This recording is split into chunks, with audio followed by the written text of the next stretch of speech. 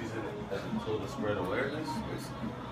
Yeah, I got this little group online on Facebook to spread awareness about liberty economy, my method of earning money my way on petitions. You know, liberty and economy together.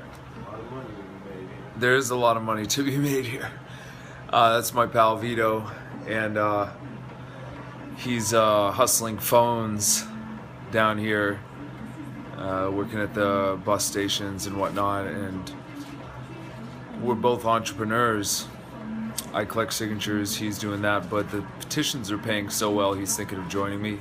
And I don't blame him because, you know, the phones, it's consistent and that's great, but petitions just pay so much so fast that it only makes sense to do petitions right now. I think he's on board. So we've been rooming for a little while, and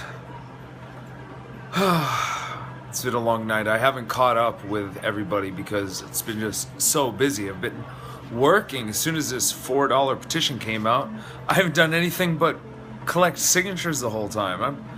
I'm expecting a big paycheck. I just got 500. It was on one petition, the one that I collected the least on. So I'm looking at getting a lot more on the other petitions, certainly. And I mean, well, I'm guessing 1,500. That's my rough estimate, so we'll see. It's gonna go up next week though, because this last week I'm expecting pay on.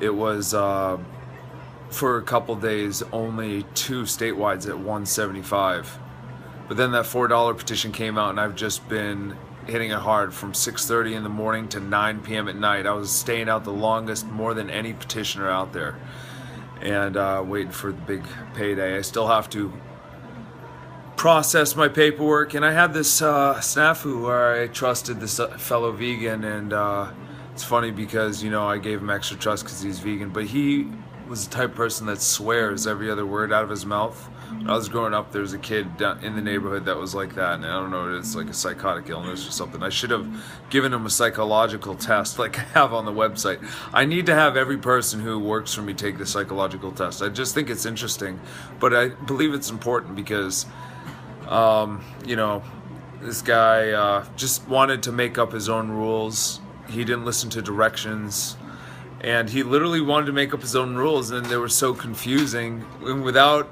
telling me what his rules were, that it cost me like an extra 2.5 hours of headache trying to figure out what the heck he was delivering to me. And I paid him before I looked at it, and that was my downfall. But fortunately, some of it ended up working out for me, but it did cost me like 2.5 hours or so of my time, so that was really unfortunate.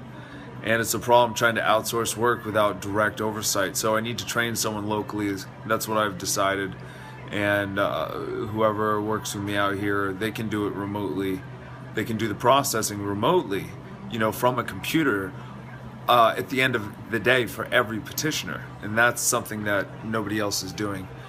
So that's really the focus this week before Friday, the final turn-in for the prescription drug reduction.